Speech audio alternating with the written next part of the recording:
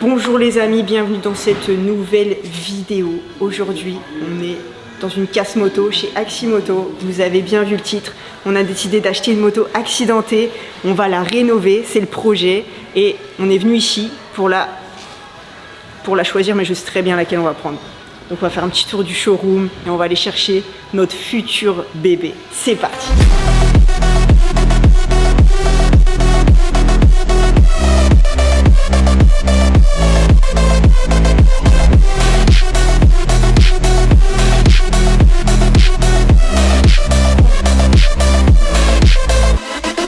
Est-ce que cette première découverte doit nous étonner? On est sur une Z900. J'ai une expérience personnelle aussi avec ces motos et que je me suis déjà fait peur avec un Z900 quand il venait de sortir d'ailleurs. Ça tombe bien, mais pas bien pour lui. Ça tombe jamais bien une moto. Et arrivé. Donc arrivé, ça veut dire quoi? D'accord, arrivé, il y a encore là. Donc ça veut dire quoi? Réparation inférieure à la valeur, c'est ça? C'est ça. Ok. Et ceux qui ne savent pas, du coup, quand on dit une moto qui est RSV, ça veut dire réparation supérieure à la valeur. Donc il y a trop de frais pour la réparer par rapport au coût réel de la moto. Donc on retire la carte grise et elle ne peut plus rouler sur la route. Donc elle est destinée à la casse ou après il faut la faire réparer sinon par des professionnels, repasser aux mines pour bien vérifier qu'elle a bien été réparée et qu'elle est bien apte à rerouler sur la route. La deuxième solution a l'air compliquée. Il n'y a qu'en France qu'il y a le système d'RSV où les cartes grises elles sont bloquées. Donc il y a certains pays, tu te dis, le mec, la moto a été accidentée, pas de problème avec les cartes grises, les trucs. Donc il remonte des motos, tu sais pas si le châssis est travers ou pas, ça fait trop peur. Ouais, en fin de compte, il faut se dire que le système de RSV, des fois ça peut vite être chiant, mais en fin de compte c'est une sécurité de ouf quoi. Tu te dis voilà, la moto elle a tapé, elle a un défaut, elle peut plus rouler. Et c'est fini quoi. Imagine les motos des Seychelles. Ouais, on est allé sur des îles. Non, les motos, il n'y a pas de problème. la boucle arrière elle est comme ça, il n'y a pas de problème, ça roule encore. Ah ouais, non, le Can-Am, oh non. Mais c'est vrai, quand tu vois ça sur la route, tu te dis pas que ça peut avoir des accidents, ces trucs, mais si. Oh.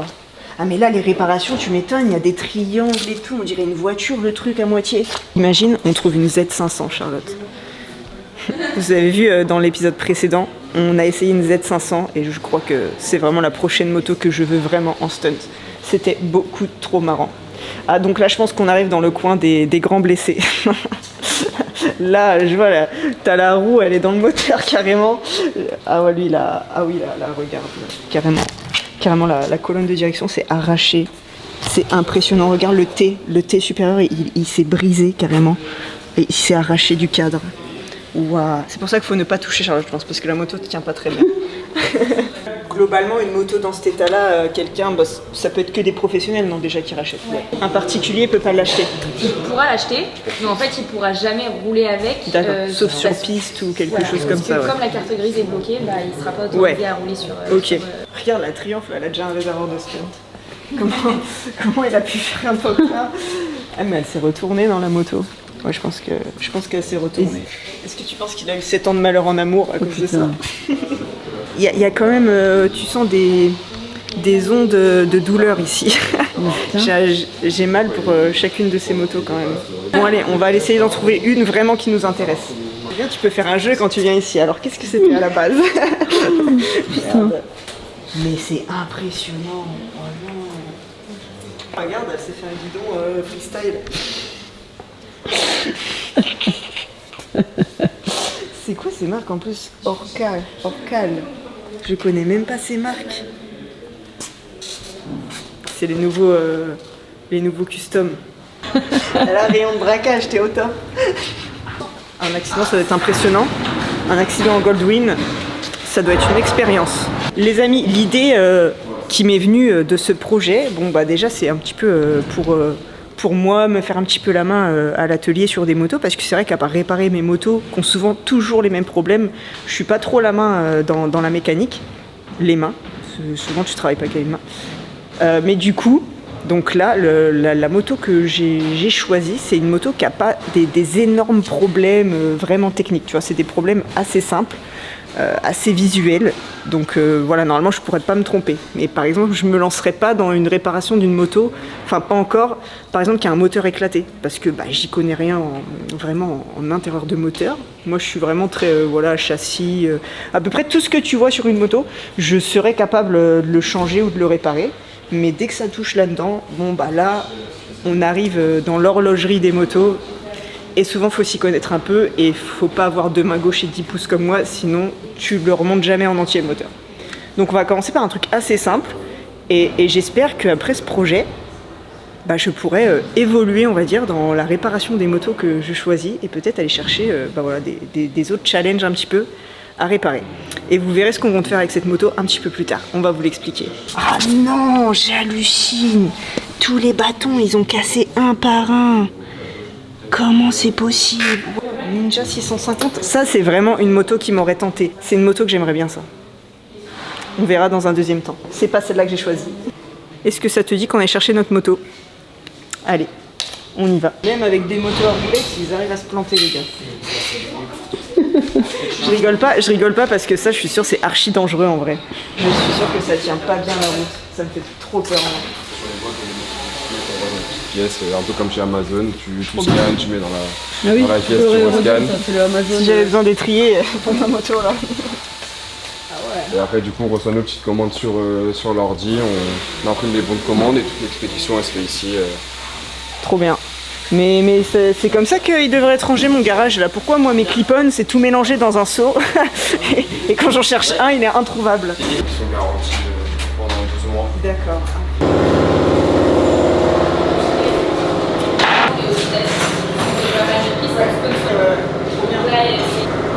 Bonne deuxième vie pour une moto accidentée, la piste.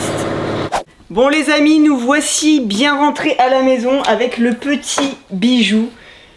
J'ai pas encore fait totalement le tour de la moto, on n'a pas regardé au magasin si elle démarrait. Donc on va déjà regarder globalement l'état de la moto. On va commencer par ce côté. Donc on peut vraiment voir que les cages, elles ont parfaitement joué leur rôle. Regardez comme elles ont bien protégé le moteur, les carters et globalement tous les organes vitaux de la moto. Là, ça a bien frotté. Donc là, effectivement, on peut voir que les soudures d'origine, il y a un petit peu de rouille qui commence à s'installer. C'est que ça a légèrement travaillé. Ça ne veut pas dire que ça a forcément bougé. Donc on va devoir démonter ça et contrôler dans un premier temps. Donc après, voilà, tout ce qui est câble et tout, là, tout ça, ça a bougé. Le sélecteur est complètement tordu. Cette platine, elle est en bon état. C'est le tour... de l'axe là, de fixation de l'axe qui a frotté un petit peu mais c'est pas méchant. Le brochiant il est nickel, le bâti a l'air nickel, on a la coque là, bon là qui a frotté assez sévère. D'ailleurs on peut voir qu'en fait la moto elle a frotté des deux côtés, c'est marrant. Alors soit le mec a fait une chute pas méchante de ce côté là peut-être avant et une autre chute finalement qui a rendu la moto RSV parce qu'on peut voir qu'elle a aussi frotté de ce côté là. Donc là tu vois que l'axe il a aussi frotté là. Pareil, c'est pas méchant, ça c'est pas grave. Le pot, il est complètement explosé. La coque là, elle est complètement explosée aussi. Donc là tout ça c'est explosé, ça a frotté. Mais pareil, là le bâti il a pas été touché. Il y aura un gros joint le pot. Grave. Oh, regardez la cage, par contre elle a juste frotté ici. Incroyable, donc elle a frotté là avec le réservoir. Et on a le guidon qui est tout plié. On a voilà le réservoir, on va devoir tout découvrir la prochaine fois, tout ce qui se cache en dessous. On a le train avant qui a complètement plié, mais alors là les amis je me demande comment ça a pu se plier parce que vous voyez les deux tubes à un coup d'œil, donc ce tube là a l'air surtout tordu, bon l'autre moi je considère qu'il est tordu aussi même si visiblement il est droit, mais en tout cas la jante, j'ai pas vu de poc, de plat. Je suis même jalouse parce que moi, je tape un petit trottoir et j'ai un énorme poc et cette jante, elle a pris un choc avant. Elle a pas un poc visible dessus, pas une fissure de la peinture qui pourrait laisser présager qu'elle a été tordue quelque part. Enfin bref, je suis trop jalouse. La jante, elle a l'air en bon état. Faudra pareil tout contrôler et vérifier tout ce qui va, tout ce qui va pas. L'été inférieur supérieur, c'est pareil. Moi, j'ai pas confiance. Dès que ça a pris un choc avant, on contrôle. Et on change au moindre doute parce que c'est vraiment la base aussi, c'est vraiment le contact avec le sol. Et puis on peut voir que là, au niveau du poste de pilotage, Tout ça s'est pété, la cocotte d'embrayage elle est explosée, le guidon il est explosé, le mètre-cylindre là, il est complètement explosé, il est complètement défoncé, la poignée d'accélérateur, elle a l'air de tourner, mais vu l'état des câbles, eh ben, on va considérer que c'est explosé aussi ça. Donc voilà, il y a un petit peu de travail les amis, mais ce que j'aime sur cette moto c'est que c'est du visuel et que pour moi la base de la moto, donc tout ce qui est son châssis, son moteur, ça a l'air de pas avoir touché et ça me plaît. C'est une moto accidentée donc faut s'attendre à n'importe quelle surprise à tout moment. Je pense qu'on peut commencer à voir si elle démarre. Alors je sais pas si ok, donc déjà la batterie est pas du tout branchée. On va déjà voir si comme ça on va essayer de faire toucher les trucs et... Ok, on va aller chercher une batterie. On est d'accord que pour la prochaine vidéo où on commence à démonter la moto, il faudra faire quelque chose pour ce coin-là. Ça va être le moment de retirer la moto et de récupérer notre espace de réparation. Parce que là, vraiment, on a un petit chantier. Bon, l'avantage des batteries lithium, c'est que tu peux les faire fonctionner à l'envers aussi. Ça marche pas avec du gel ou avec du liquide comme les batteries à l'ancienne. Liquide amniotique, est-ce qu'attendez... Ouh, on a le contact qui se met déjà. Elle a 44 000 km. Ah, c'est moi, j'ai fait un faux contact. Bon verdict.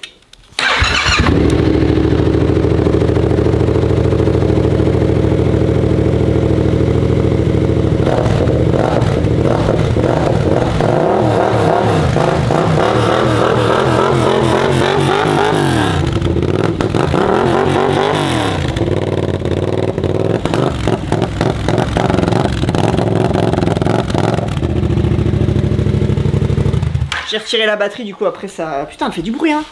Déjà, point positif, elle s'allume, elle démarre sans aucun souci. D'ailleurs, je trouve qu'elle attend que ça même de démarrer, de faire des gros rupteurs. Du coup là, tu pourrais rouler avec là, si elle démarre. Non, je dirais pas Charlotte que tu pourrais rouler avec, non. Tu pourrais juste la faire démarrer et faire des rupteurs dans le là, camping bleu pas. un soir de MotoGP. Là, ça... Je sais pas si t'as... Non, t'as jamais roulé avec une fourche tordue. J'ai déjà roulé avec une fourche tordue. J'ai jamais roulé avec aucune fourche, m'a dit. Si tu veux une anecdote... Ma première moto, ma DTX 125, tu vois, et ben j'allais m'entraîner sur des parkings pas tout à fait ici, et du coup j'y allais sur la route. Et un jour j'ai fait un Crister, malheureusement j'ai pas les images, c'était bien l'époque avant les vidéos. L'époque bien avant les vidéos, t'as capté, je dis les mots à l'envers des fois dans le mauvais ordre. J'ai fait un Crister, donc je suis monté sur la moto comme ça, la moto roulait sur ses deux roues, je suis monté dessus, et je suis à peine monté dessus, j'ai perdu l'équilibre comme ça, je suis tombé, et j'avais bloqué l'accélérateur. Donc la moto, elle est partie toute seule.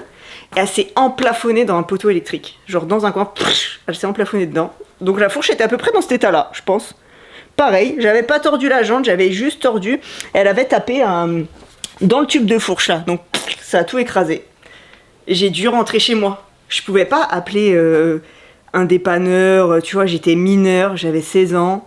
Si j'appelais mes parents pour dire j'ai explosé ma moto, ils allaient me tuer. J'avais qu'une envie, c'était de rentrer chez moi, de planquer la moto, de la couvrir et de rien dire.